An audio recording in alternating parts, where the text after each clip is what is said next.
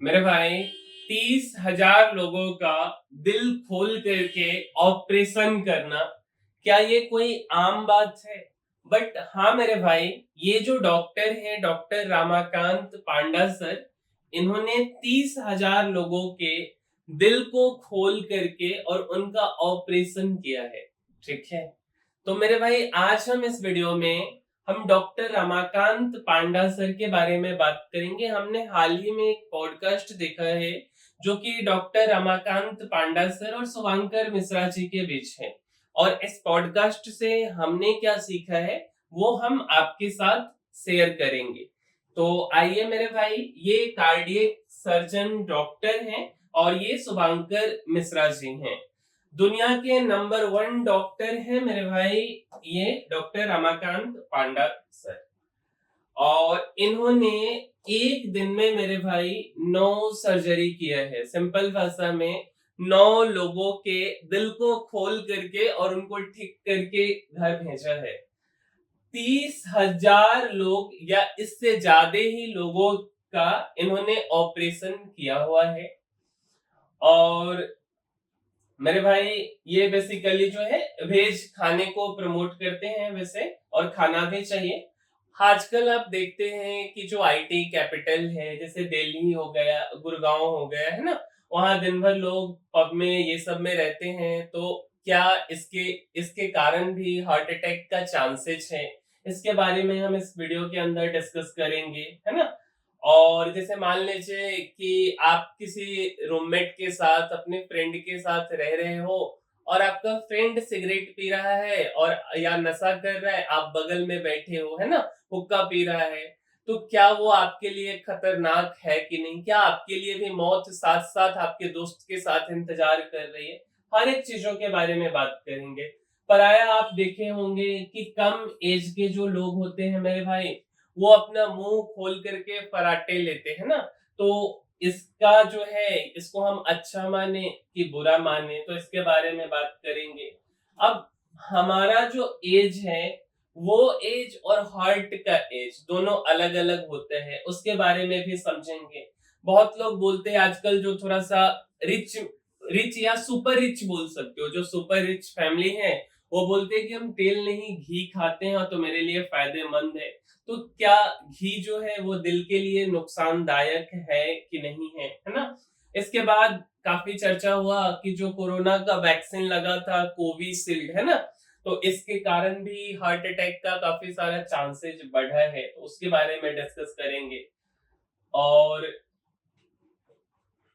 मेरे भाई अगर हम इनके बारे में थोड़ा सा बात करें, उसके बाद ब्लड प्रेशर के बारे में भी बात करेंगे कि हाई ब्लड प्रेशर के कारण क्या हो सकता है, लो ब्लड प्रेशर खतरनाक है कि नहीं है, सब चीजों के बारे में डिटेल में बात करेंगे। तो मेरे भाई ये जो है बेसिकली उड़ीसा राज्य के जजपुर जिला है, उड़ीसा में, ठीक है। और वहां दामोदरपुर गांव है, और उसी गांव में इनका जन्म हुआ था। इनके पिताजी किसान थे, और इन्होंने विनोद बिहारी हाई स्कूल, ये फोटो आप देख सकते हो, ये इनके स्कूल का फोटो है जो कि प्रीतिपुर जौजपुर में है, ठीक है। तो वहीं से इन्होंने अपना 10+2 जो है पास आउट यहाँ से किए। इसके बाद एससीबी मेडिकल कॉलेज मेरे भाई, जो कि कटक में है, वहां से इन्होंने एमबीबीएस की पढ़ाई पूरी की। उसके बाद एम्स दिल्ली से मेरे भाई सर्जरी और कार्डियक सर्जरी में पोस्ट ग्रेजुएशन, जिसको एमसीएच बोलते हैं, 1980 से 1985 में इन्होंने किया। इसके बाद मेरे भाई ये यूएस से चले गए, क्लेवलैंड क्लिनिक है, वहां पे ये फेलोशिप किए, पढ़ाई किए। इसके बाद इनके जो डॉक्टर हैं, ठीक है, इनके मार्गदर्शन में इन्होंने काम किया। डॉक्टर का नाम है फ्लायर्ड लुप, ये फ्लायर्ड लुप है, जिनका सक्सेस रेट काफी ज्यादा 98% के आसपास था, तो इनके साथ इन्होंने काम किया। इसके बाद मेरे भाई हैरी फील्ड हॉस्पिटल, जो कि यूके में है, वहां के प्रोफेसर मैगडी याकूब के मार्गदर्शन में ये प्रशिक्षित हुए हैं। ये हैरी फील्ड हॉस्पिटल है, काफी चर्चित हॉस्पिटल है लंदन का, वहां भी इन्होंने काम किए हैं। 2002 ईस्वी में मेरे भाई एशियन हार्ट इंस्टीट्यूट, जो कि मुंबई में है, ये इनका अपना इंस्टीट्यूट है, इसकी ये स्थापना करते हैं 2002 ईस्वी में। तो बेसिकली आप ये जो फोटो देख रहे हो मेरे भाई, आप बचपन से ये चीजें पढ़ते आए होगे, है ना, हार्ट के बारे में। बट ये जो व्यक्ति हैं, ये जो डॉक्टर हैं, ये 30,000 दिल को अब तक खोल चुके हैं और उसका सफल इलाज कर चुके हैं। 2000 प्लस मेरे भाई रीडू सर्जरी किए हुए हैं। क्या होता है रीडू सर्जरी, उसके बारे में हम आपको थोड़ा सा डिटेल में बताते हैं।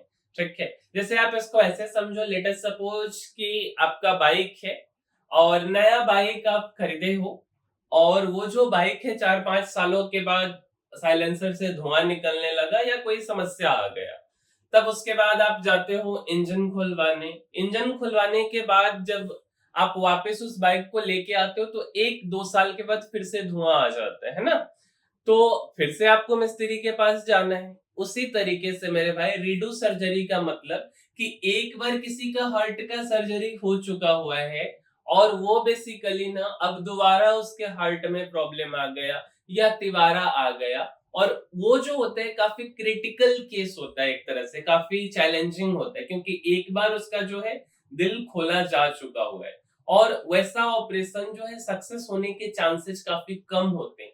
और उस तरीके का सर्जरी इन्होंने किया है, इसी को हम रीडू सर्जरी बोलते हैं। थोड़ा सा आइए हम इसको डिटेल में बताते हैं। रीडू सर्जरी का मतलब मेरे भाई क्या हुआ कि पहले से हो चुकी सर्जरी को दोबारा करना। यानी जब किसी मरीज के दिल में, केवल दिल का बात नहीं होता, फिलहाल हम दिल की बात करें, या किसी और अंग में पहले ऑपरेशन हो चुका है और किसी कारण से वह सफल न रहा हो या फिर समय के साथ में कोई और दिक्कत आ गई हो, तो डॉक्टर को फिर से ऑपरेशन करना पड़ता है। और ये दूसरी बार भी हो सकती, तीसरी बार भी हो सकती, और उस केस के जो सर्जरी होते हैं उसी को हम रीडू सर्जरी बोलते हैं।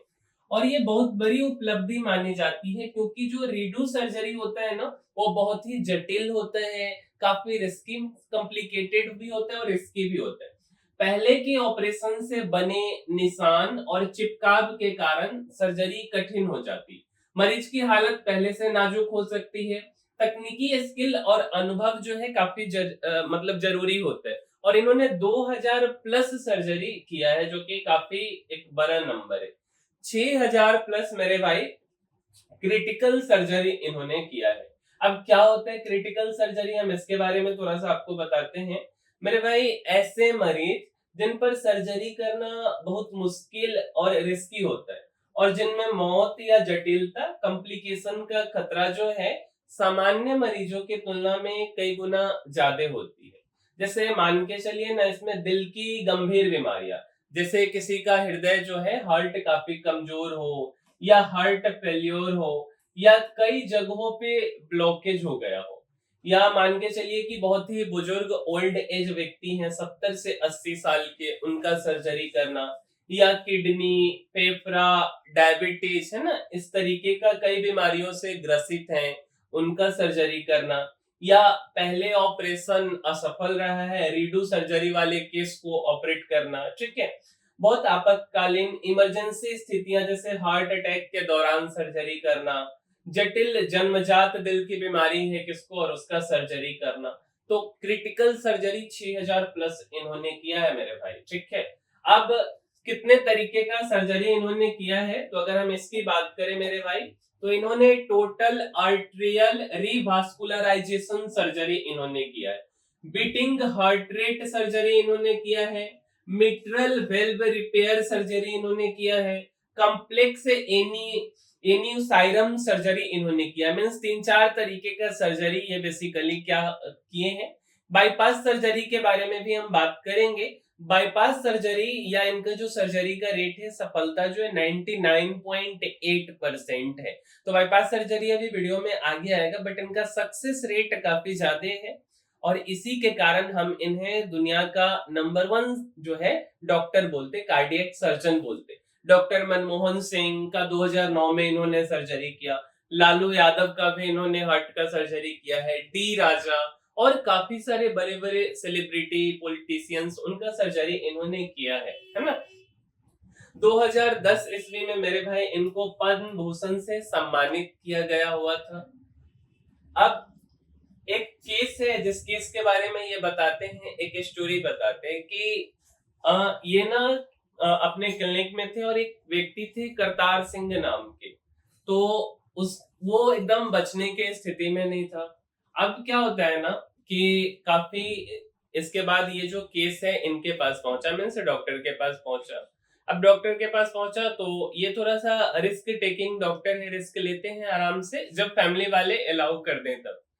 तो उसका जब ऑपरेशन किए 27 लीटर पानी निकला और काफी दिनों के बाद वो वापस आया। ट्रक ड्राइवरी वो करते हैं व्यक्ति करतार सिंह, और चंडीगढ़ टू कोलकाता ट्रक चलाते हैं, और फिर डॉक्टर को आकर के थैंक यू बोले क्योंकि सारे डॉक्टर जवाब दे चुके हैं और वैसे वैसे पेशेंट को इन्होंने बताया। ऐसा काफी सारा केस है।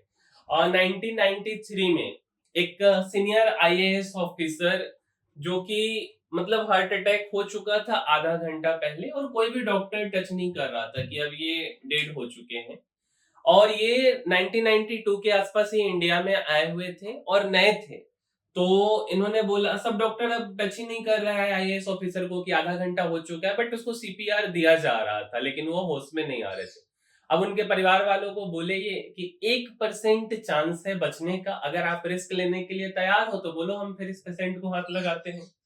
तो परिवार वाले के पास तो कोई अब ऑप्शन है नहीं, तो परिवार वाले बोले कि ठीक है। और वो जो आईएएस ऑफिसर है मेरे भाई, 1 या 2 महीने तक कोमा में रहे और उसके बाद आज भी वो आईएएस ऑफिसर जीवित हैं। ठीक है, तो ये इनका सक्सेस रेट है। मैक्सिमम सर्जरी तो 9 इन्होंने किया है। अच्छा, अब जो है बेसिकली कि इनका जो सक्सेस रेट है वो 99.8% क्यों है, 100 क्यों नहीं है? तो उसके बारे में ये बताते हैं कि एक बार ये डेटा निकले जनवरी से दिसंबर का, और जनवरी से दिसंबर में इन्होंने 2000 सर्जरी किया था और 2000 सर्जरी में से ना 5 पेशेंट जो है उनका डेथ हो गया, 5 पेशेंट मर गए। और एक और चीज बताते हैं कि हम जब भी ऑपरेशन करते हैं तो ऐसा मतलब एक तो जो है सक्सेस रेट काफी अच्छा है।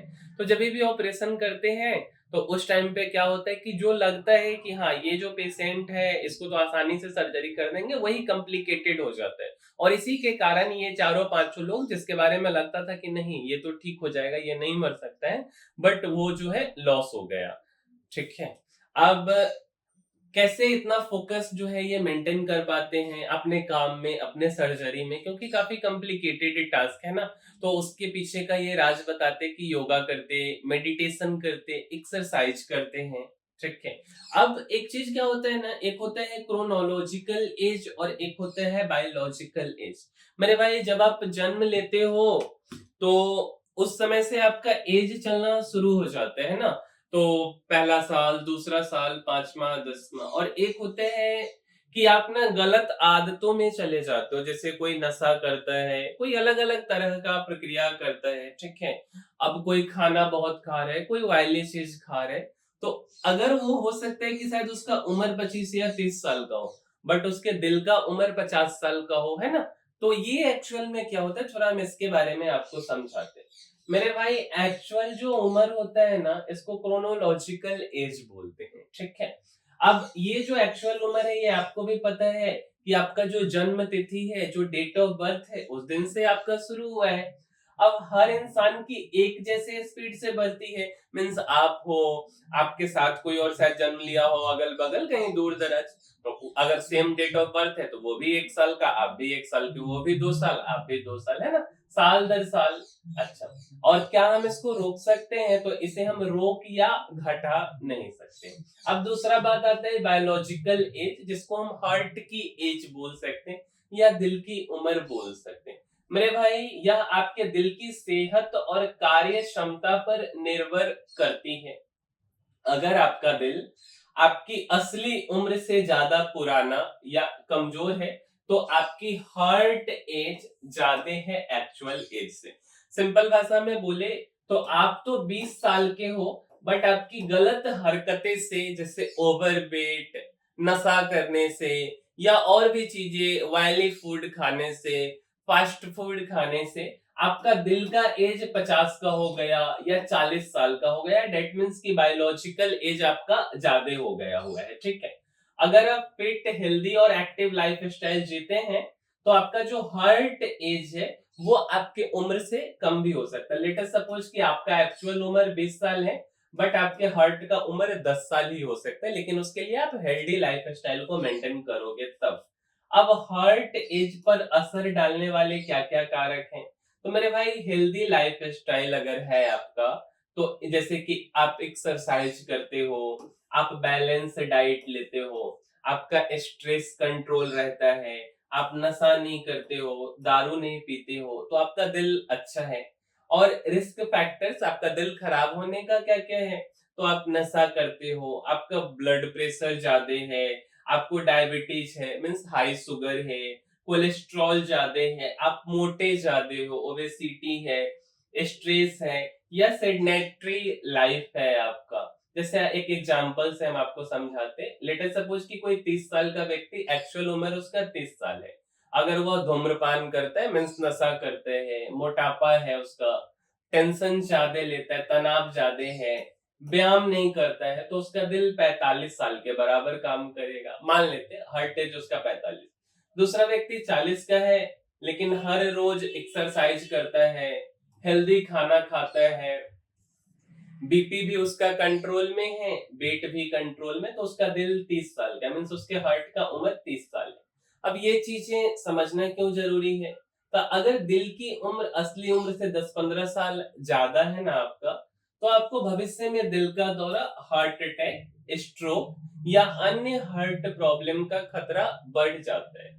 अगर दिल की उम्र असली उम्र से कम या बराबर है, तो आपकी लाइफ एक्सपेक्टेंसी और जो क्वालिटी ऑफ लाइफ है, ये दोनों अच्छा होता है। सिंपल भाषा में बोले तो एक्चुअल एज वो है जो आपकी हड्डियों पर लिखा हुआ है, आपका जो डेट ऑफ बर्थ है वो है, और हार्ट एज वो है जो आपकी धड़कने पे, आपके दिल पे लिखा हुआ है। अच्छा, अब बात आता है कि जो हार्ट प्रॉब्लम है, हार्ट से रिलेटेड, दिल से रिलेटेड जो बीमारी होती है, उसके पीछे क्या कारण है? सबसे पहला कारण आप देख रहे होगे, ठीक है, जो खास करके बिहार, यूपी, इन सब जगहों पे लोग ज्यादा यूज करते, खैनी खाना, ठीक है, जिसको तंबाकू बोल सकते हैं। ये एक सबसे बड़ा कारण है हार्ट के प्रॉब्लम का। दूसरा क्या है? तो हाई ब्लड प्रेशर। अब ब्लड प्रेशर जो है ना आपका, इसमें होते हैं 120 और बटे 80 होता है, ठीक है। मेरे भाई हम कोई डॉक्टर नहीं है, हम जो सीखे हैं वो हम आपके साथ शेयर कर रहे हैं। अब उसमें क्या होता है, एक होता है सिस्टोलिक और एक होता है डायस्टोलिक। अब हेल्दी आपका हार्ट है या ब्लड प्रेशर सही है, तो 120 से कम होना चाहिए, और डायस्टोलिक 80 से कम होना चाहिए, ठीक है। थोड़ा बहुत ऊपर नीचे होता है तो उतना दिक्कत नहीं है। अब मान लीजिए किसी का ये 120 हो गया और डायस्टोलिक उसका 129, सॉरी सिस्टोलिक 120 से 129 है किसी का, तो उसको हम बोल सकते हैं कि थोड़ा सा ज्यादा है। और डायस्टोलिक की बात करें मीन्स तो वो 80 से कम हो जाए। अब हाइपरटेंशन या थोड़ा सा ब्लड प्रेशर ज्यादा का, जब आपका 130 हो जाए, 130 से 139 के रेंज में सिस्टोलिक रेंज हो जाए, और इधर 80 से 89 हो जाए डायस्टोलिक। अब स्टेज 2 का हाइपरटेंशन कैसे हो सकता है? तो सिस्टोलिक 140 या इससे भी ज्यादा हो जा रहे हैं, डायस्टोलिक 90 या उससे ज्यादा हो जाए। अब काफी ज्यादा चिंता की कब बात है कि जब 120 वाला 180 हो जा रहा है और 80 वाला 120 हो जा रहा है ना। तो ये चीजें नहीं, सिंपल भाषा में बोले तो हाई ब्लड प्रेशर भी हार्ट अटैक का एक कारण है।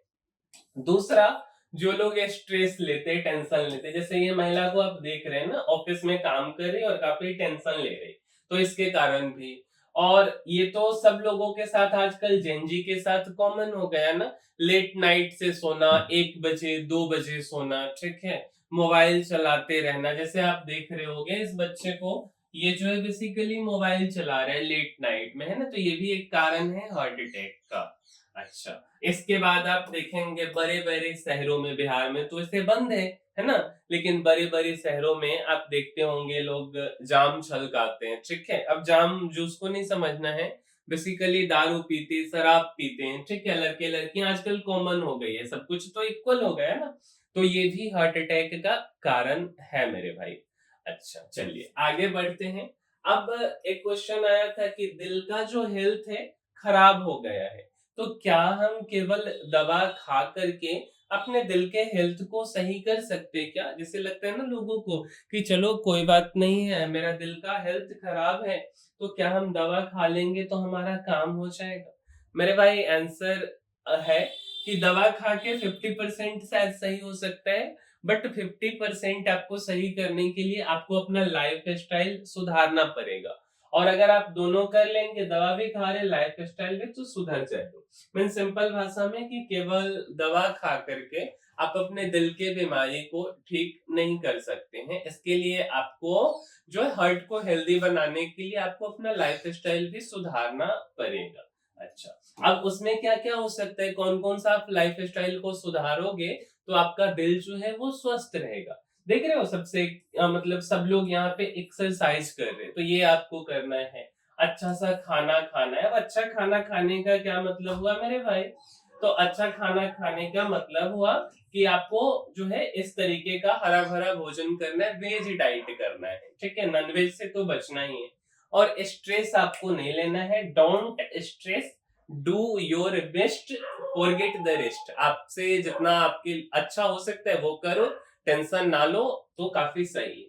और कम से कम 8 से 10 घंटे सोना है। 8 से 10 घंटे से कम सो रहे हो तो ये भी एक मेजर कारण है हार्ट अटैक का। अच्छा, अब इसके साथ डाइट का क्या सजेशन दिया डॉक्टर ने? कुछ डाइट भी तो होगा ना मेरे भाई? तो आपको नेचुरल फूड लेना है, नेचुरल भोजन करना है, वेजिटेरियन फूड खाना है। अब वेजिटेरियन में भी ना लोग गलत तरीके का वेजिटेरियन खाते हैं। अब आप बोलोगे कि गलत तरीके का वेजिटेरियन क्या होता है? अब लेट अस सपोज कोई मशरूम खा रहा है। अब मशरूम जो है कि पैकेट लेके आया, 250 ग्राम तेल में उसको जो है कि छान दिया। कोई पनीर खा रहा है, उसको अब काफी तेल में आप फ्राई कर रहे हैं। दैट मीन्स कि ये गलत तरीके का भोजन हो गया। आप वेज तो खा रहे हो बट काफी ऑयली खा रहे हो, दैट मीन्स ये गलत है, ठीक है? तो वेज तो खाना है बट गलत तरीके का वेज डाइट आपको नहीं लेना है। ब्राउन राइस जो है कि काफी अच्छा है। मिठाई तो बिल्कुल खाना ही नहीं है मेरे भाई, ठीक है? वेजिटेबल खाओ, हरा भरा सलाद खाओ, काफी अच्छा है। अगर आप नॉनवेज हैं तो मछली खा सकते हो, और मछली जो है कि अच्छा होता है। अगर तेल खाते हैं तो 25 से 30 ml तेल, ऐसा हम नहीं बता रहे, ये सारा डॉक्टर बताए पॉडकास्ट में। 25 से 30 ml अच्छा है, लेकिन अगर आप इससे ज्यादा खा रहे हो तो बुरा है, ठीक है? अगर आप घी लेते हो, बहुत लोगों को लगता है कि घी के कारण कोई दिक्कत नहीं होता मेरे भाई, बट हर चीज अगर आप लिमिट से ज्यादा लोगे ना तो दिक्कत होगा ही होगा। तो घी लीजिए बट लिमिटेड अमाउंट में लीजिए, 5 से 10 ml काफी है। इससे ज्यादा लेंगे दिल के लिए खराबी होगा, ठीक है? अब थोड़ा सा एक सवाल आता है कि ये जो स्ट्रेस है ना, इसके पीछे का क्या कहानी है? आखिर इंसान को स्ट्रेस क्यों होता है? तो मेरे भाई जैसा कि हम लोग पहले से भी पढ़ते आ रहे हैं, जब छोटे थे उस समय भी, कि हम लोग पहले इंसान नहीं थे, पहले हम लोग बंदर थे। और बंदर से इंसान बनने में ना 2 लाख साल का समय लगा है। अब इसमें क्या हुआ ना कि जैसे आप देखोगे ये है बंदर और इधर बन गया इंसान, ठीक है? अब बंदर से इंसान बनने में ना एक्चुअल में उस समय दिमाग तो होता नहीं था बंदर के पास, तो 2 ही काम आपको करने आता था। जंगल में रहते थे, जैसे आजकल जानवर जंगल में रहते, वैसे हम और आप भी जंगल में रहते थे। तो क्या होता था ना कि जो बड़ा जानवर आता था वो छोटे जानवर को खा जाता था। तो एक ही चीज आता था हम लोगों को कि सीधा पेड़ पे, बड़े जानवर से बचना है तो पेड़ पे चढ़ जाओ, और फिर जब बड़ा जानवर चला जाए तो पेड़ से नीचे उतर जाओ। और इंसान बने हुए ना केवल 30,000 साल हुआ है मेरे भाई। ये प्रोसेस 1,70,000 साल तक आप बंदर बंदर ही चले हो। 30,000 साल केवल हुआ है आपको इंसान बने हुए। तो जब क्या होता था ना कि बड़ा जानवर आया, शेर आया, बाघ आया, और आप बंदर हो तो आप पेड़ के ऊपर चढ़ गए, उस समय बड़ा गुस्सा आता था, ठीक है? अब वो जो बेसिकली गुस्सा है ना, धीरे धीरे हम इंसान बन गए, वही गुस्सा जो है एक्चुअल में स्ट्रेस में कन्वर्ट हो गया। तो स्ट्रेस किधर से आया है ना, तो स्ट्रेस का कहानी यही है कि बड़े जानवर से बचने के लिए जो है छोटे जानवर पेड़ के ऊपर चले जाते थे, फिर जब बड़ा चला गया तो पेड़ के नीचे आ गए। तो वो जो प्रोसेस होता था ना बेसिकली, उसी उसी गुस्सा को दिखाने का बेसिकली तरीका था स्ट्रेस। तो वहीं से ये स्ट्रेस का कहानी आया। अब बहुत लोगों को क्या है ना, एक मिथ बोल सकते हो या काफी चर्चा है कि कोरोना के बाद हार्ट अटैक का समस्या काफी बढ़ गया है, क्योंकि हम लोग वैक्सीन लिए और वैक्सीन लेने के कारण ऐसा लगता है कि चलो भाई इसी के कारण हार्ट अटैक हो रहा है। तो ये बेसिकली बोल सकते कि ये एक मिथ है कि वैक्सीन के कारण जो है हार्ट अटैक का समस्या बढ़ा है, ऐसा बिल्कुल भी नहीं। हाँ, कोविड के बाद लोग थोड़ा सा नोटिस ज्यादा करने लगे हैं, और कोई भी चीज का जो सिम्टम्स होता है ना, कोई भी चीजों का जो साइड इफेक्ट होता है बेसिकली, वो या तो 1 महीने, 2 महीने, 3 महीने रहेगा, या 1 साल, 2 साल रहेगा। कोरोना गए हुए काफी दिन हो गया मेरे भाई, 2-3 साल हो चुका हुआ है ना। तो ये इतने लंबे समय तक किसी भी चीजों का साइड इफेक्ट नहीं रहता है, तो इससे बेसिकली डरने की जरूरत नहीं है, ये एक मिथ है। अब थोड़ा सा हम इसको डिटेल में आपको समझाते हैं मेरे भाई। तो कोविड 19 और जो है हार्ट, बेसिकली इसका क्या ये है। तो कोविड 19 बेसिकली ना सिर्फ फेफड़ा को, लंग्स को प्रभावित नहीं किया था, ये दिल को भी प्रभावित किया था, दिमाग को भी किया, किडनी को भी किया, और अन्य अंग को भी प्रभावित किया था या कर सकता बोल सकते हैं। अब कुछ लोगों में वायरस या इम्यून रिस्पॉन्स की वजह से मायोकार्डियटिस हो सकता है। बेसिकली क्या होता है, तो ये दिल दिल का जो मांसपेशियां होता है ना, वो सूज जाता है या कमजोर हो जाता है, ठीक है। अब इसके कारण क्या नुकसान होता है, तो मेरे भाई वायरस जो है ना, वो सीधे दिल की कोशिकाओं को नुकसान पहुंचा सकता है। अब शरीर का इम्यून सिस्टम भी अनजाने में दिल पर हमला कर सकता है। गंभीर कोविड वाले जो मरीज हैं, ठीक है, उनमें ऑक्सीजन की कमी, ब्लड क्लॉट्स और सूजन दिल की मांसपेशियों को कमजोर कर सकती। बट ये चीज गए हुए काफी दिन हो गया है ना, तो अब ये चीजें बोलना, क्योंकि बॉडी जो है वो रिकवर भी करता है, तो समय के साथ अब सब कुछ रिकवर हो गया, ठीक है। तो ये इसके बारे में बेसिकली जो बोला जाता है कि कोविड वैक्सीन लेने के कारण जो है ये चीजें आया, तो ये गलत है, ऐसा डॉक्टर का कहना है, और आज तक ऐसा कोई रिसर्च भी पब्लिश नहीं हुआ है। दूसरा, जनरली आजकल पराया आप देखते होंगे कि कोई जिम कर रहा है और जिम करते करते गिर गया, कहानी खत्म हो गया। कोई अभी हाल फिलहाल में आपको ये न्यूज फरीदाबाद या कहीं न्यूज मिला था, फिर हैदराबाद में कोई बैडमिंटन कोर्ट में खेल रहा था, गिर गया, खत्म, ठीक है। तो जनरली अब ये चीज हो गया कि कोई जिम करते हुए मर जा रहे, कोई खेलते हुए मर जा रहे, तो इसके पीछे क्या वजह आप देख सकते हैं।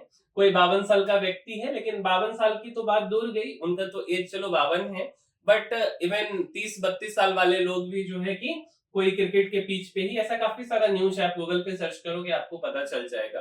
तो इसके पीछे एक्चुअल में क्या रीजन है, हम वो आपको समझाना चाहते हैं।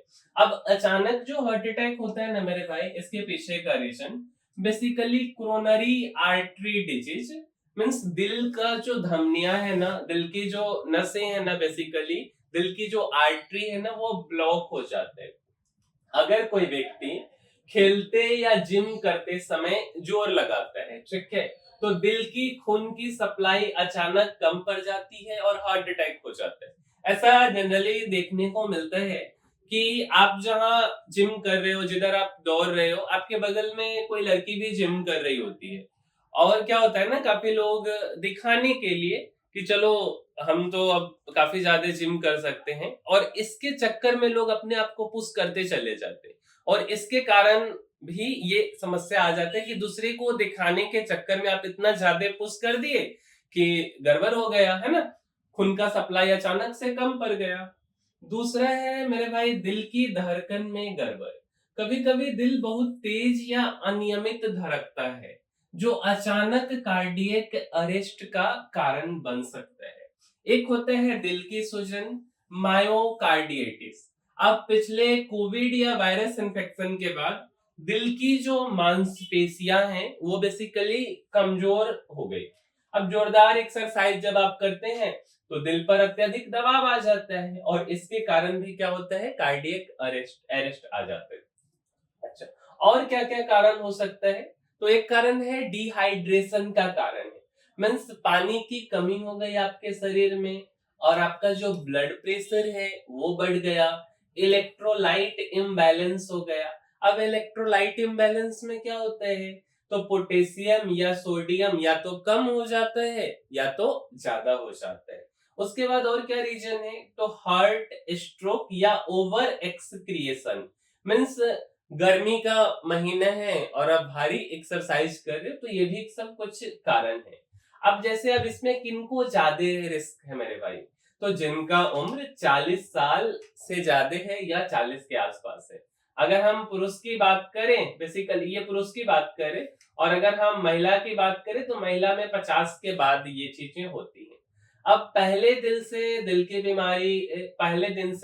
जो है दिल की बीमारी, हाई ब्लड प्रेशर, डायबिटीज है ना, तो ये सब चीजें यहाँ पे इस उम्र के बाद देखने को मिलता है। ठीक है, हाल ही में कोविड या वायरल इन्फेक्शन से जो रिकवरी है, उसके बाद अत्यधिक जिनका वजन हो गया हुआ है, या सेडेनेटरी लाइफ स्टाइल वाले लोग, और ये लोग का क्या है ना कि आज जाएंगे और आज के आज जो है ना ये 1 घंटे तक अक्षय कुमार टाइप बनने लग जाते हैं। ठीक है, कि 2 घंटे हम जो है जिम कर लेंगे, बट एक्चुअल में ना अचानक से आप उस स्टेज तक पहुंचने से पहले धीरे धीरे 2 महीने 3 महीने वार्म अप करते करते वहां तक पहुंचो तो ज्यादा बेहतर है। अचानक से जो है आज अलार्म लगाए, जैसे होता है ना 4 बजे कल से उठना है, मेरे भाई हर चीजों का एक प्रोसेस होता है, कोई काम को अचानक करोगे गड़बड़ हो जाएगा। तो ये चीजें हैं। ठीक है, तो जोर से आप व्यायाम कर लेते हो जिसके कारण भी ये प्रॉब्लम आ जाता है। अब इसके लिए क्या क्या सावधानियां हैं, तो एक्सरसाइज शुरू करने से पहले आप अपना हार्ट चेकअप कर सकते हो, ईसीजी, स्ट्रेस टेस्ट, ये सब। वार्म अप और कूल डाउन आपको जरूर करना है। खुद को ओवर एक्सपर्ट मत करें, धीरे धीरे आपको लोड बढ़ाना है। हाइड्रेशन हो गया या इलेक्ट्रोलाइट्स हो गया, तो इसका भी आपको ध्यान रखना है। अच्छा, चलिए आगे बढ़ते हैं मेरे भाई। अब ना जैसे किसी को डायबिटीज है, किसी को ब्लड प्रेशर है, कोई ओवरवेट है, ठीक है, तो ये जो बेसिकली आज के समय में ना ये काफी ज्यादा लोगों में देखने को मिल रहा है, डायबिटीज, ब्लड प्रेशर, ओवरवेट, और खास करके ना यंग एज में। और इसके कारण भी ना यंग एज में हार्ट अटैक या हार्ट से रिलेटेड समस्या देखने को मिलता है। अच्छा, अब थोड़ा सा हम आपको बताना चाहेंगे कि अभी जो हम जिसके बारे में चर्चा किए ना, कि कोई खेलते खेलते या कोई एक्सरसाइज करते करते जो है बेसिकली हार्ट अटैक आ गए, तो उसके पीछे जो मेन चीज हम आपको बताए वो कार्डियोमायोपैथी के बारे में बताए।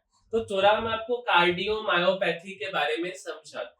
मेरे भाई कार्डियोमायोपैथी क्या है, तो कार्डियो को हम क्या बोल सकते हैं, कार्डियो को हम हार्ट बोल सकते हैं, दिल बोल सकते हैं। और मायोपैथी क्या होता है, तो मायोपैथी का मतलब होता है मसल डिजीज। अब मसल डिजीज क्या हुआ मेरे भाई, तो मांसपेशियों की बीमारी। ठीक है, सिंपल भाषा में बोले जाए तो दिल की मांसपेशियों की बीमारी, जिससे दिल सही तरीके से खून पंप नहीं कर सकता है। अब इसके भी काफी सारे प्रकार है। सबसे पहला प्रकार है मेरे भाई HCM टाइप से है, हाइपरट्रॉफिक कार्डियोमायोपैथी, जो कि सबसे आम प्रकार है। और इसमें दिल की मांसपेशी मोटी हो जाती है, खासकर बाएं वेंट्रिकल मींस लेफ्ट वेंट्रिकल की जो दीवार होती, वाल होती, आप पढ़े होंगे, एक राइट वेंट्रिकल होता है, एक लेफ्ट वेंट्रिकल होता है ना, तो लेफ्ट वेंट्रिकल वाली जो वाल होती है वो थोड़ा सा मोटा हो जाता है। अब मोटा मांसपेशी की वजह से दिल जो है वो कम खून को पंप कर पाता है। अक्सर जो है जन्मजात जेनेटिक या परिवार में ये चीजें चलता है। दूसरा होता है मेरे भाई डायलेटेड कार्डियोमायोपैथी। अब ये क्या होता है, दिल का मुखौटा पतला या तो फैल जाता है। अब दिल कमजोर होकर कम खून को पंप करता है। तीसरा होता है मेरे भाई रेस्ट्रिक्टिव कार्डियोमायोपैथी। क्या होता है, इसमें मांसपेशियां सख्त और कम लचीला हो जाती है और दिल सही से भर नहीं पाता। ठीक है, एक अब थोड़ा सा ये है हाइपरट्रॉफिक कार्डियोमायोपैथी के लक्षण क्या होते हैं। अब जैसे कि हमने आपको बताया ना, सबसे पहले हाइपरट्रॉफिक कार्डियोमायोपैथी, तो इसके लक्षण क्या है, कैसे आपको पता चलेगा कि आपको बेसिकली कार्डियोमायोपैथी है, तो आपका ना सांस फूलने लगता है। दूसरा, सीने में दर्द हो जाता है, तीसरा जो है धड़कन तेज या अनियमित हो जाता है, जिसको हम पल्पिटेशन बोलते हैं। अचानक से आप बेहोश हो जाओ या कुछ मामलों में सडन कार्डियक अरेस्ट, खासकर खेलते या जिम करते समय ऐसा होता है। इसके कारण क्या है? तो कारण एक तो है कि आपके परिवार में जो है पहले से किसी को ऐसा रहा है, जेनेटिक म्यूटेशन है, और कभी-कभी अस्वस्थ जीवन शैली, हाई ब्लड प्रेशर या पुराने इन्फेक्शंस, है ना?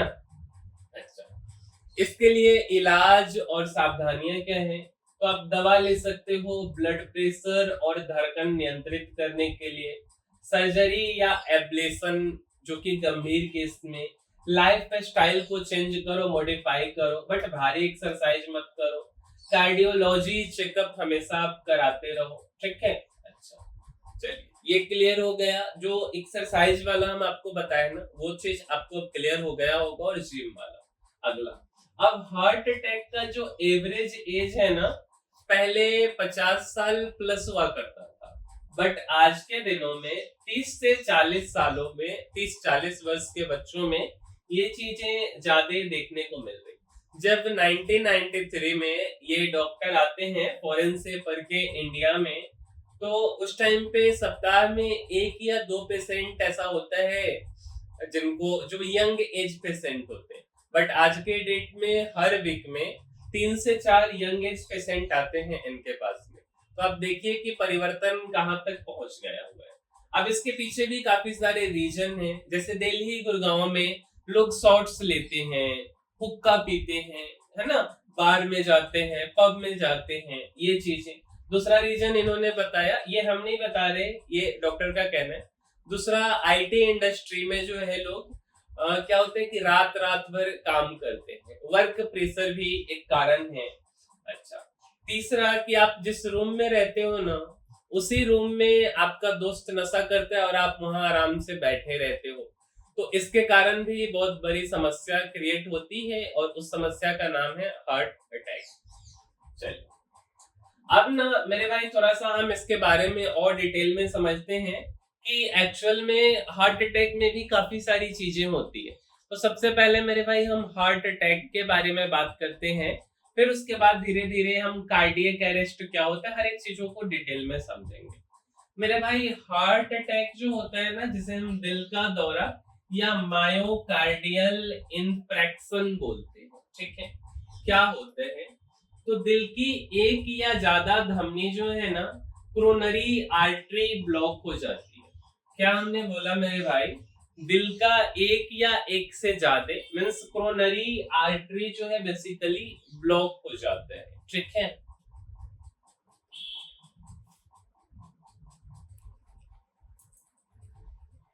अब इसके कारण क्या होता है ना, कि जो आपका दिल है, उस दिल का जो मांसपेशियां है, वहां तक खून नहीं पहुंच पाते, ठीक है? मीन्स हम बोल सकते हैं कि जो मांसपेशी है उसका कुछ हिस्सा ना मर भी सकता है। लक्षण क्या है इसके? तो आपके सीने में दबाव महसूस होगा या दर्द महसूस होगा, लेफ्ट साइड या आपके छाती के बीच में। आपका सांस फूलने लग सकता है, हाथ, गर्दन या जबड़े में दर्द हो सकता है, पसीना आएगा, चक्कर या मतली हो सकता है। क्या होता है शरीर में? दिल अभी भी बेसिकली धड़कता है, लेकिन ना कमजोर हो जाता है। अगर समय पर इलाज मिलेगा, जैसे एंजियोप्लास्टी या थर्मोबोलाइसिस, तो इससे जो मांसपेशी है ये बच सकता है। अब इसमें भी ना एक होते हैं कार्डियक अरेस्ट, जैसे अभी हमने आपसे हार्ट अटैक के बारे में बताया, उसी तरीके से एक कार्डियक अरेस्ट होता है। तो थोड़ा हम इसके बारे में समझाते हैं। अगर आप फिगर के माध्यम से देखोगे ना, तो कार्डियक अरेस्ट में ना इलेक्ट्रिकल प्रॉब्लम बेसिकली होता है, मींस इरेगुलर हार्ट बीट होगा। और हार्ट अटैक में क्या होता है ना, कि आपका आर्टरी ब्लॉक हो जा रही, मींस कि आपका जो ब्लड सर्कुलेशन है इसमें प्रॉब्लम आ रहा है, ठीक है? अब कार्डियक अरेस्ट मींस दिल का रुक जाना या हार्ट ना अचानक से स्टॉप हो जाता है। क्या होता है? दिल पूरी तरह से धड़कना बंद कर देता है। ब्लड और ऑक्सीजन शरीर के सभी अंगों तक पहुंच नहीं पाते हैं। इसके लक्षण क्या है? अचानक से बेहोशी आ जाएगा, सांस बंद हो जाएगा, धड़कन जो है वो महसूस नहीं होगा। अब क्या होता है शरीर में, तुरंत अगर सीपीआर दिया जाए या डिफिब्रिलेशन चाहिए होता है, और अगर कोई आपका हेल्प नहीं करेगा ना, तो कुछ मिनट में मौत हो सकती है। इवन बोला जाता है कि 3 मिनट के अंदर में अगर आपको सीपीआर दे दिया गया तो आप बच सकते हो, अदरवाइज आपकी मौत हो जाएगी। एक बार हम दोनों का डिफरेंस बताते हैं। हार्ट अटैक के केस में जो आपका दिल का स्थिति है वो धड़कता है बट कमजोर हो जाता है। कार्डियक अरेस्ट में आपका हार्ट ना पूरी तरीके से रुक जाता है। हार्ट अटैक के क्या कारण है? तो आपका आर्टरी ब्लॉक हो गया है या मांसपेशी की चोट के कारण हो रहा है। कार्डियक अरेस्ट में इलेक्ट्रिकल गड़बड़ी या हार्ट का रिदम फेल कर जाता है। अगर हम लक्षण की बात करें तो हार्ट अटैक में सीने में दर्द होता है या सांस फूलता है। कार्डियक अरेस्ट में अचानक बेहोशी या तो सांस बंद हो जाता है। इमरजेंसी इलाज अगर किया जाए हार्ट अटैक, जैसे एंजियोप्लास्टी या दवा दी जाए, ठीक हो सकता है। कार्डियक अरेस्ट में सीपीआर देना होगा या डिफिब्रिलेशन, और ये तुरंत चाहिए होता है। मौत के रिस्क अगर हार्ट अटैक की बात करें, गंभीर है बट तुरंत नहीं आप मरेंगे। कार्डियक अरेस्ट में तुरंत मर सकते हैं और बहुत ज्यादा चांसेस है अगर सीपीआर समय पे नहीं मिला तो कहानी खत्म हो जाएगा। हार्ट अटैक दिल की मांसपेशियों, सिंपल भाषा में, नुकसान होता है बट हार्ट धड़कते रहता है। कार्डियक अरेस्ट में दिल पूरी तरह से रुक जाता है और सडन आपके जान को खतरा है। अब एक होता है मेरे भाई हार्ट फेल्योर भी होता है, ठीक है? क्या होता है? Heart failure. अब ये क्या होता है? अब आप सोच रहे होंगे ना, आपको काफी चीजों के बारे में पता चला।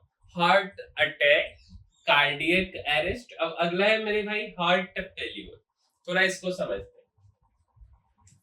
क्या होता है हार्ट फेल्योर का मतलब? तो हार्ट फेल्योर मींस दिल आपका कमजोर हो गया है और खून सही तरीके से पूरे शरीर में पंप नहीं कर पा रहा है। यह दिल का काम न कर पाना है, लेकिन दिल अभी भी धड़कता रहता है। इसे कभी कभी लोग दिल की कमजोरी भी कहते हैं। इसके क्या कारण है? तो हार्ट फेल्योर के कई कारण हो सकते हैं, जिसमें से पहला कारण है coronary artery disease. Means simple भाषा में जो आपके दिल का नस है, दिल का धमनियां है, वो ब्लॉक हो जा रहे। दूसरा जो है वो हार्ट अटैक के बाद मांसपेशी आपका कमजोर हो जाता है, जिसके कारण भी हार्ट फेल्योर हो सकता है। तीसरा हाई ब्लड प्रेशर, ये भी एक कारण है। चौथा हार्ट वेल्व प्रॉब्लम, मींस कि आपके दिल का जो वाल्व है वो खराब हो जा रहा है।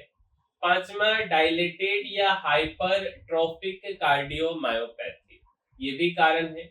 अब कार्डियोमायोपैथी अभी हमने आपको समझाया।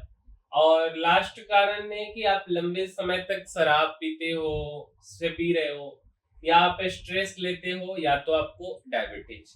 लक्षण क्या है? तो आपको सांस लेने में दिक्कत हो सकता है, और खास करके ना जब आप सोए हुए हो उस समय पे थकान या कमजोरी महसूस हो सकता है। पाँव, आपका जो पैर है या जो टखना है, एंकल जिसको बोलते हैं, या पेट में सूजन हो सकता है। दिल की तेज या अनियमित धड़कन हो सकता है। बार बार खांसी या विजिंग हो रहा हो, तो ये भी कारण है। अब हार्ट फेल्योर के भी काफी सारे टाइप्स हैं। जैसे एक होता है left side heart failure, means बाएं भाग का दिल आपका कमजोर हो गया, तो फेफड़े में पानी जमा है और सांस की तकलीफ है। दूसरा राइट साइड का हार्ट फेल्योर, मीन्स आपका जो दायां भाग है उसका दिल कमजोर है। अब बेसिकली शरीर में सूजन हो गया है, पाँव या पेट में, तो इसके कारण। तीसरा है congestive heart failure, CHF, means आपका लेफ्ट और राइट दोनों प्रभावित है, शरीर में पानी और फेफड़ा में फ्लूइड हो गया है इसके कारण। अब इसका इलाज क्या है, सावधानियां क्या आपको बरतना है, सावधानियां है ना। तो दवाई जैसे ACE इनहिबिटर्स आता है, बेटा ब्लॉकर्स आता है और डायूरेटिक्स आता है। ये कुछ दवाएं हैं, ये सजेशन नहीं है मेरे भाई, ये जस्ट फॉर हम नॉलेज बता रहे। लाइफ स्टाइल आपको चेंज करना पड़ेगा, जैसे कि आपको कम नमक खाना है, वजन को नियंत्रित रखना है। अगर हम सर्जरी या डिवाइसेस की बात करें तो वाल्व या हार्ट मांसपेशियों में अगर गंभीर समस्या है तो सर्जरी या डिवाइस लगाना पड़ेगा। Regular checkup, heart failure chronic बीमारी है तो इसका निगरानी भी जरूरी है। अच्छा, अब बहुत लोगों को लगता है मेरे भाई कि अगर हम ECG करवाते हैं ना तो इससे पता चल जाता है कि हार्ट अटैक का खतरा है कि नहीं। बट डॉक्टर का कहना है कि ECG से हार्ट के बारे में पता नहीं चलेगा कि आपका हार्ट अटैक का कुछ खतरा है, संभावना है, कोई प्रॉब्लम है आपके हार्ट में, ये नहीं पता चलता है। जब हो जाएगा तब ECG से पता चलेगा। थोड़ा इसके बारे में भी समझते हैं। मीन्स ECG आपको दिखाता क्या है एक्चुअल में मेरे भाई। ECG जो है ना वो दिल का जो इलेक्ट्रिकल एक्टिविटी है उसको रिकॉर्ड करता है, ठीक है। ECG आपको बताता है कि दिल का जो धड़कन है वो तेज है कि धीमा है, स्लो है। जो आपका हार्ट बीट है वो रेगुलर है कि इरेगुलर है उसके बारे में बताते हैं। कुछ हार्ट अटैक या अराइथेमिया के संकेत को बताता है, लेकिन यह दिल की मांसपेशियों की ताकत या धमनियों में आर्टरी में ब्लॉकेज है कि नहीं है इसके बारे में ECG नहीं बताता है। अब क्यों ECG से नहीं पता चलता है कि आपका हार्ट हेल्दी है कि नहीं है।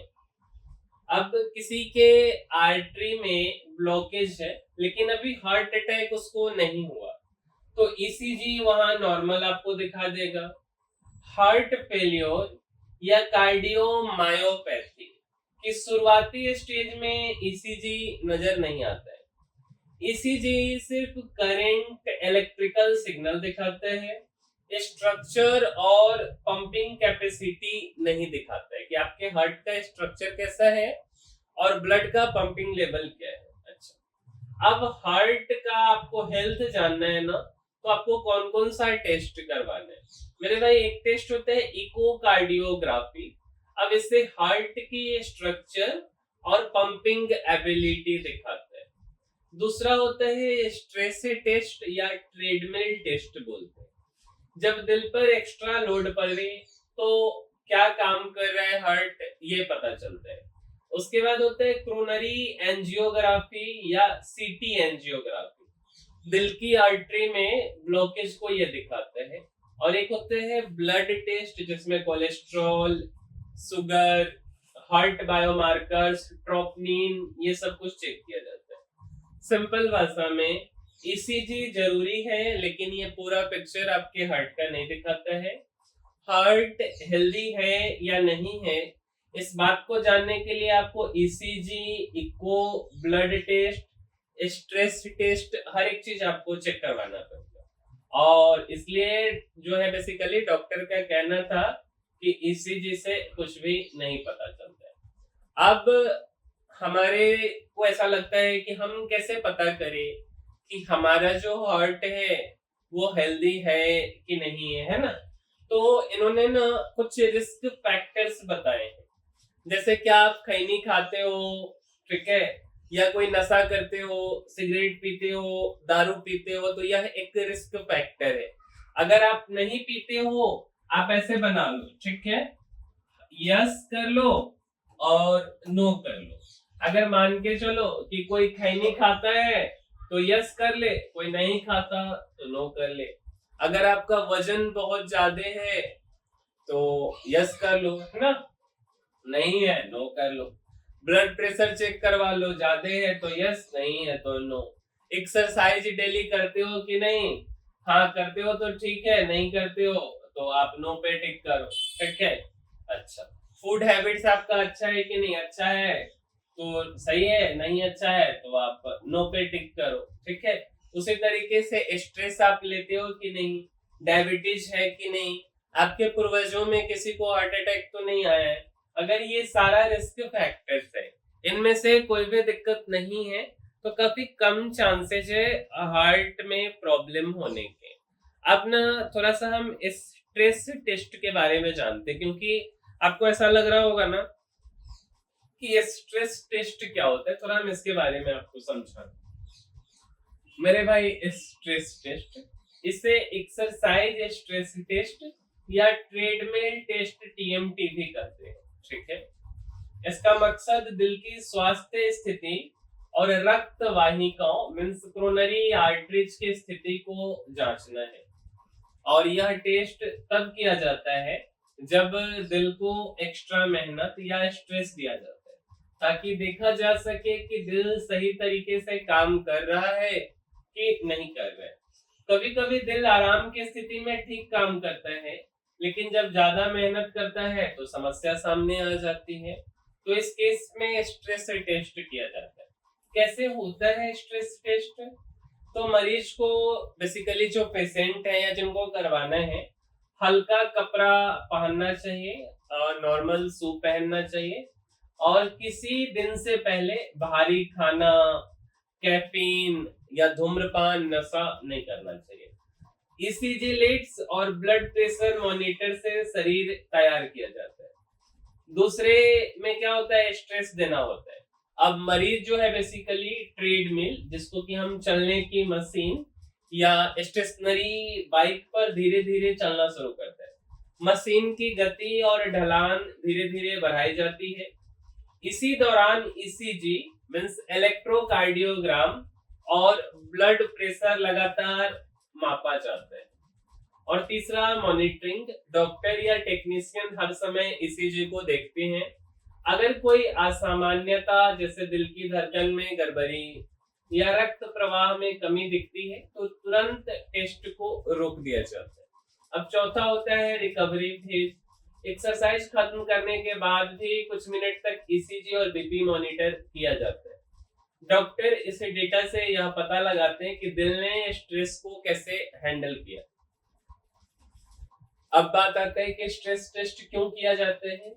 तो coronary artery disease, heart blockage की जांच करने के लिए, एंजीना मीन्स सीने में दर्द की गंभीरता जानने के लिए, हार्ट सर्जरी या हार्ट अटैक के बाद हार्ट फंक्शन चेक करने के लिए, एक्सरसाइज प्लान या हार्ट फिटनेस लेवल निर्धारित करने के लिए। और ये टेस्ट सुरक्षित है, लेकिन बहुत ज्यादा पुराने या बीमार मरीजों में कभी कभी डॉक्टर सावधानी बरतते हैं।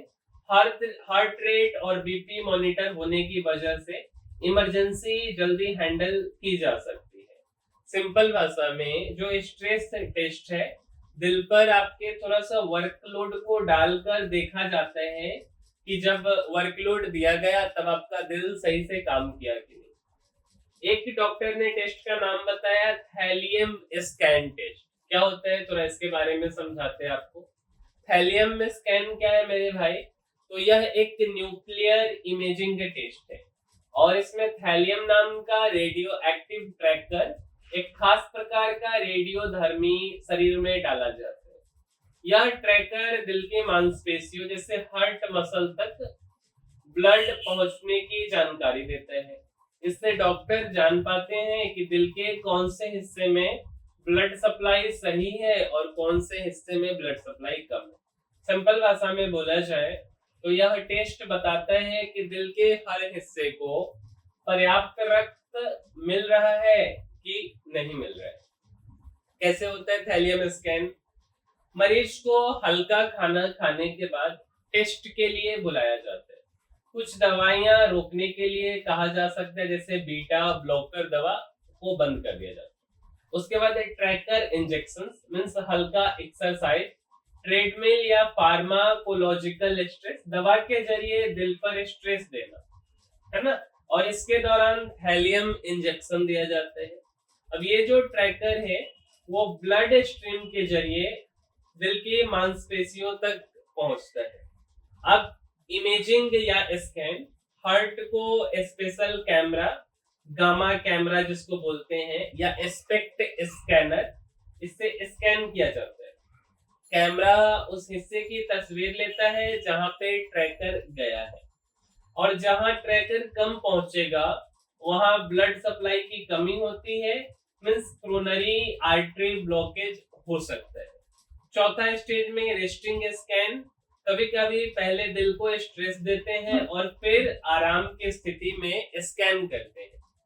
इससे यह देखा जाता है कि एक्सरसाइज के बाद हार्ट टिश्यू का रिस्पॉन्स कैसा है।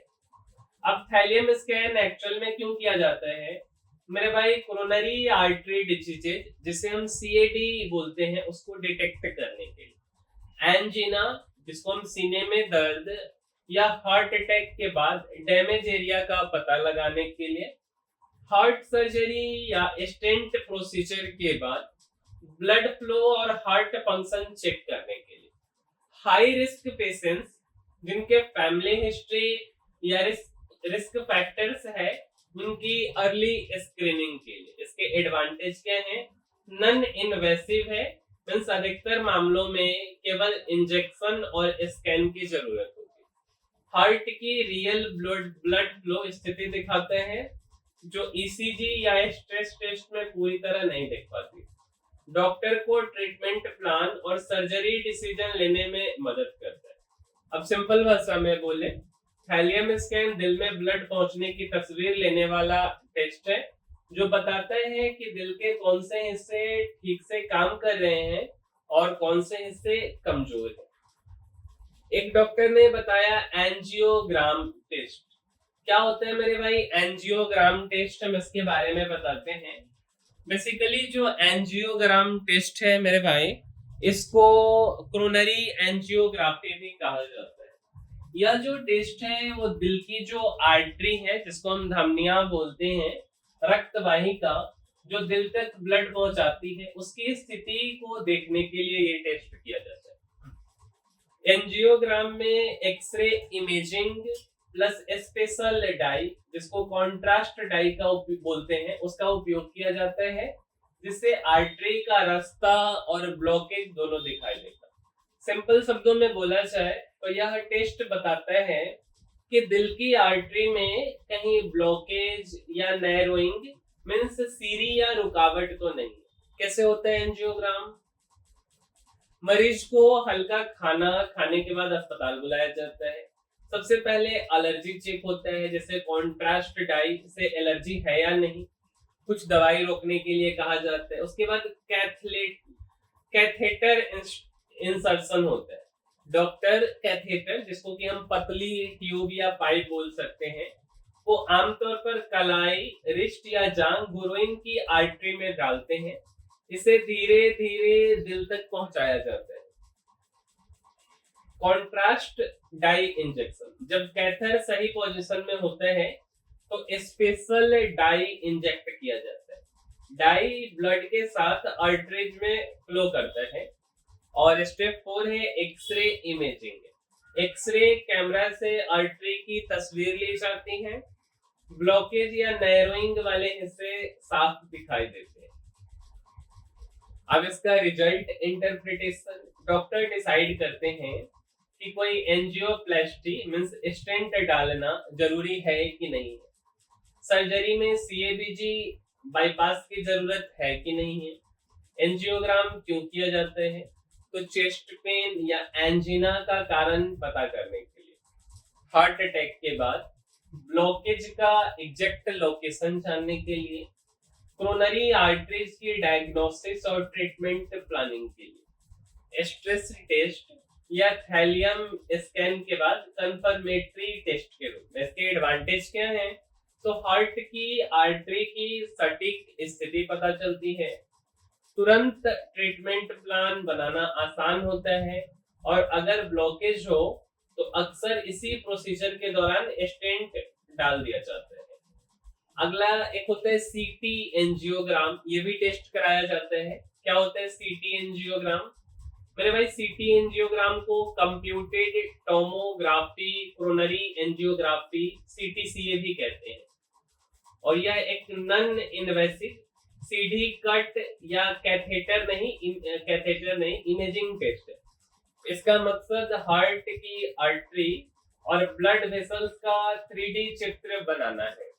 इसमें एक्सरे प्लस में contrast die plus computer 3D imaging का इस्तेमाल होता है। सिंपल भाषा में यह हार्ट और आर्टरी की 3D तस्वीर लेने वाला स्कैन है, जिससे ब्लॉकेज, नैरोइंग या प्लेक्यू का पता चलता है।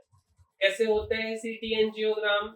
मेरे भाई मरीज को हल्का खाना खाने के बाद बुलाया जाता है, हार्ट रेट और बीपी चेक किया जाता है। कुछ दवाइयां जैसे बेटा ब्लॉकर दी जा सकती है जिससे कि हार्ट रेट स्थिर रहे। एलर्जी चेक, कॉन्ट्रास्ट डाई से एलर्जी है या नहीं ये चेक किया जाता है।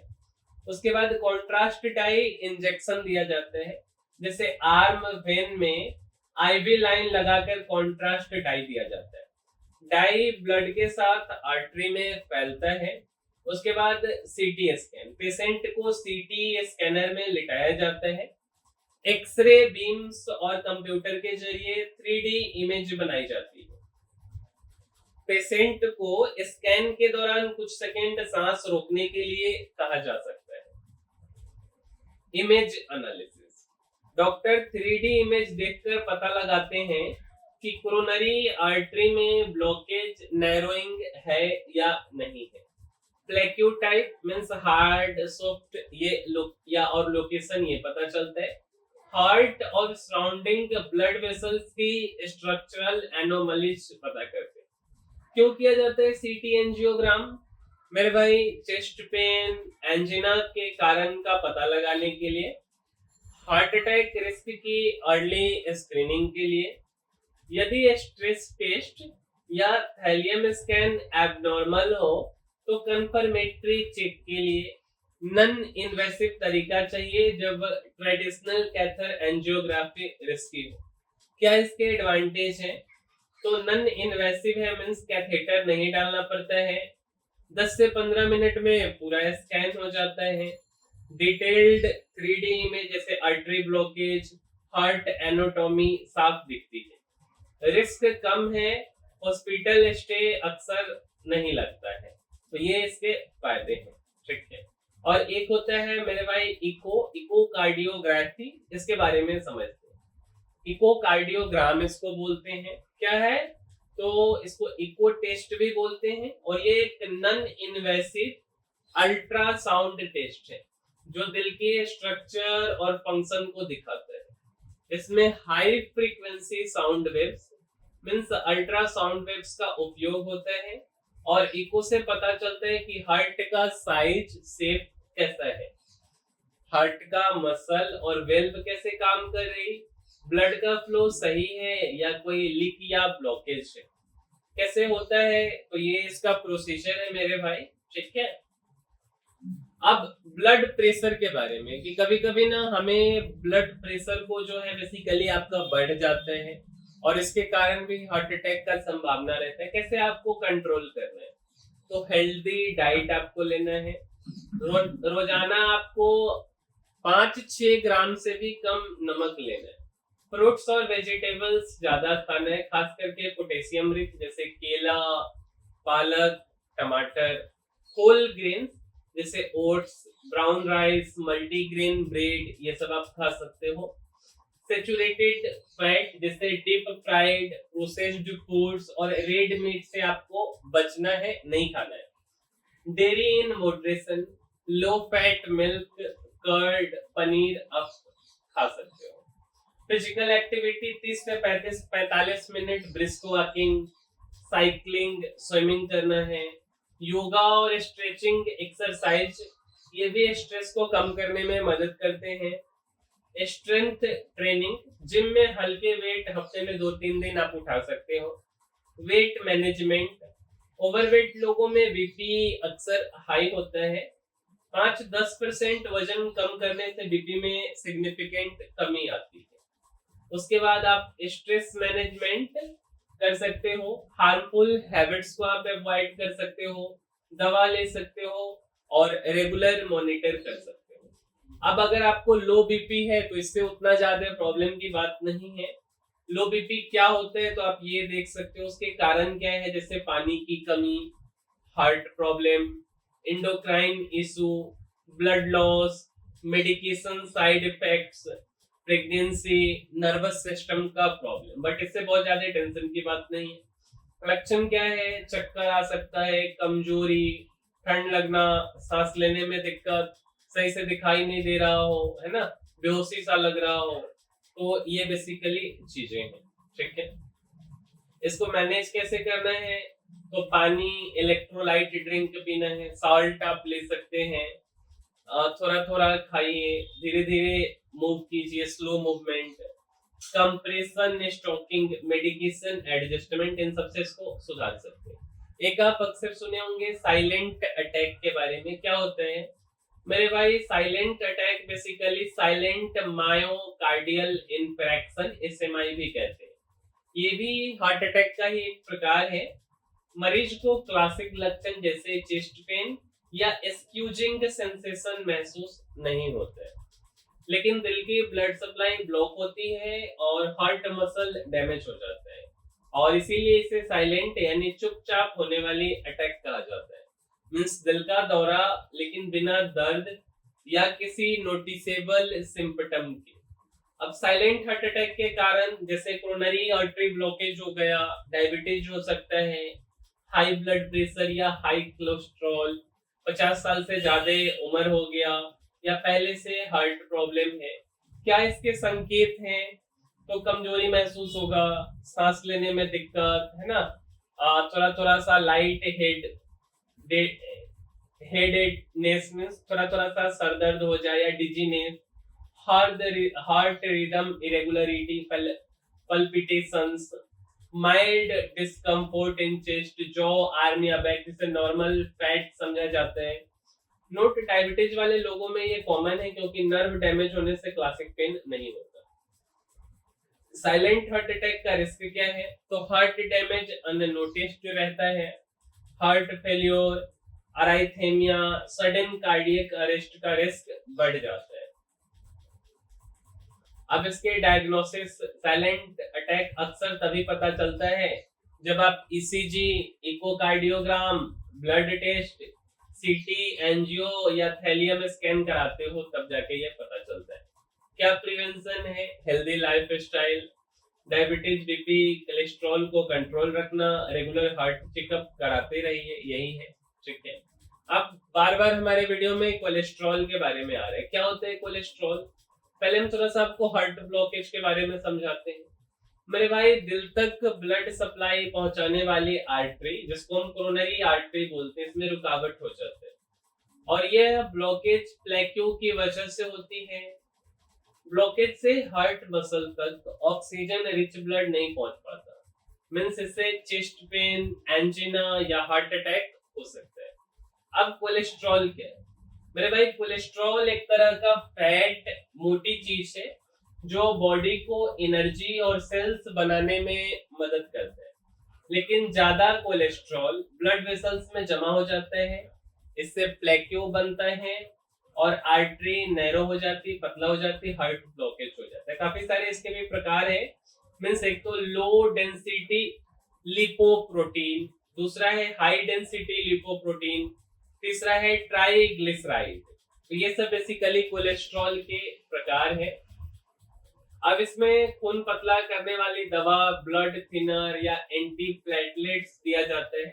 मींस हार्ट ब्लॉकेज या हाई रिस्क हार्ट पेशेंट को ब्लड फ्लो स्मूथ रखने के लिए बेसिकली ये दवा दिया जाता है। और कॉमन ब्लड थिनर में एक आता है एस्पिरिन आता है, और क्लोपाइडोग्रेल आता है, जिसको हम प्लेविक्स के नाम से जाते हैं। ये प्लेटलेट एग्रीगेशन कम करता है। एक होता है वारफेरिन, DOACS, जो कि क्लॉटिंग फैक्टर को स्लो करता है स्पेसिफिक कंडीशन में। कोलेस्ट्रॉल और हार्ट ब्लॉकेज को कैसे कंट्रोल करें मेरे भाई, लाइफ स्टाइल को बदल के और मेडिकेशन, डॉक्टर की सलाह से। अब एक होता है साइलेंट हार्ट अटैक। ये क्या होता है, तो जो चीजें अभी आप देखे हो, साइलेंट मायोकार्डियल इंफ्रैक्शन एसएमआई इसको कहते हैं, ये भी शायद इसके बारे में हम अभी चर्चा किए हैं, है ना, कोलेस्ट्रॉल से जस्ट पहले एक बार हम देखते हैं। साइलेंट अटैक हो चुका है तो इसके बारे में डिस्कस करने की जरूरत नहीं है, ठीक है। अब देखते हैं और क्या बच गया। एस्पाइरिन कब ली जाती है? सिंपल भाषा में एक ब्लड थिनर है, एंटी प्लेटलेट मेडिसिन है, और इसका काम प्लेटलेट्स को जमने से रोकना या ब्लड क्लॉट बनकर आर्टरी ब्लॉक न करे, इसके लिए इसको दिया जाता है। इसको खाकर हार्ट अटैक और स्ट्रोक के जोखिम वाले मरीजों को दिया जाता है। कब ली जाती है? तो प्रिवेंशन के लिए, बेसिकली जिन लोगों को अभी तक हार्ट अटैक नहीं हुआ है लेकिन रिस्क हाई है, diabetes, high BP, high cholesterol, smoking age, जिनका 50 साल से उम्र ज्यादा है बट डॉक्टर के एडवाइस के अनुसार, ठीक है। और लो डोज एस्पिरिन जो होता है वो 75 से 150 मिलीग्राम पर डे का लेते हैं, ये डॉक्टर बताते हैं, हमको इसको बताने की कोई जरूरत नहीं। सेकेंडरी प्रिवेंशन, जिन लोगों को पहले हार्ट अटैक, स्ट्रोक या स्टेंट लगा हुआ है तो एस्पिरिन रोजाना लोग लेते हैं ताकि रिपीट हार्ट अटैक या स्ट्रोक से बचा जा सके। ड्यूरिंग या after heart attack, chest pain या हार्ट अटैक के समय डॉक्टर तुरंत एस्पिरिन चिवेबल टेबलेट लेने के लिए कहते हैं, और इससे ब्लड क्लॉट बनना कम होता है और हार्ट डैमेज कम होता है। कैसे लेना चाहिए, इंपॉर्टेंट पॉइंट्स है। और जिनको डायबिटीज या कुछ तरीके का प्रॉब्लम है वो नहीं ले सकते, और डॉक्टर जब तक ना सजेस्ट करे तब तक तो नहीं लेना चाहिए, ठीक है। अब बहुत जगहों पे लगता है कि मेल में और फीमेल में हार्ट अटैक का क्या रिस्क है। हार्ट अटैक आमतौर पर पुरुषों में जल्दी होता है 40 से 60 की उम्र में। कारण high cholesterol, high blood pressure, smoking, alcohol, stress life style, sedentary life और फैमिली हिस्ट्री के कारण भी होते हैं। महिलाओं में हार्मोनल चेंज के कारण, डायबिटीज के कारण, और हार्मोनल चेंज में जैसे एस्ट्रोजन की कमी ब्लड वेसल्स को प्रभावित करती है, और महिला में अक्सर 50 प्लस को होता है, खास करके मोनोपॉज के बाद ये होता है, 4-5 साल मोनोपॉज के बाद ये होता है, ठीक है। साइलेंट हार्ट अटैक सिम्टम कम या वेग्यू होते हैं, जैसे फैट, नोसिया, डिजीनेस। महिलाएं अक्सर चेस्ट पेन के बजाय back, jaw, neck pain, vomiting या अनयूजुअल फैटिग महसूस करती है। अब मेजर रिस्क फैक्टर मेल में 40 के बाद है, महिला में 50 के बाद है। मेल में हार्मोनल प्रोटेक्शन में जैसे कि लो एस्ट्रोजन, हायर रिस्क अर्लियर है। फीमेल में एस्ट्रोजन प्रोटेक्ट्स मोनोपॉज तक। मेल लोग जो है स्मोकिंग, अल्कोहल के कारण, महिला में जो है ये चीज उतना है नहीं। और मेल में classic chest pain, sweating, shortness of breath. Female में ऑफन साइलेंट और vague, fatigue, nausea, jaw back pain. Male में जो है रिस्क फैक्टर डायबिटीज और ओबेसिटी है। फीमेल में स्ट्रॉन्गर रिस्क है लेकिन मोनोपॉज के बाद में। मेल में जो family history, father, male relatives, mother, और फीमेल में मदर या फीमेल रिलेटिव्स जो है फैमिली हिस्ट्री देखना है, ठीक है। तो बेसिकली ये चीजें। अब कभी कभी क्या होता है ना कि किसी के पिताजी को हार्ट अटैक आया है 60 की उम्र में, 50 की उम्र में, तो उनके बच्चे को 10 साल पहले आएगा। अगर 60 की उम्र में किसी पिताजी को हार्ट अटैक आया है तो ये मोस्ट पॉसिबल केसेज है कि उनके बच्चे को 40 साल में आएगा, अगर वो हेल्दी लाइफ स्टाइल को मेंटेन नहीं करते हैं तो, ठीक है। इसके बाद नॉर्मल सीने में दर्द और हार्ट अटैक में क्या फर्क है, तो यहाँ है, आप एक बार देख सकते हैं इसके क्या डिफरेंस है। फिर से बाईपास सर्जरी क्या होता है, जैसा कि नाम से ही पता चलता है बेसिकली कि जिस आप किसी रूट से जा रहे हो और उस रूट में जाम लगी है तो कोई बगल से एक रास्ता बनाया जाए, वैसे ही होता है बाईपास सर्जरी। और ये काफी खतरनाक है मेरे भाई, कम एज में, ज्यादा एज में उतना दिक्कत नहीं है क्योंकि ये मसल कमजोर हो जाता है, बट अगर आपका एज कम है और आप मुंह खोल के सोते हैं, मुंह फाड़ के सांस लेते हैं, तो ये दिक्कत वाली बात है।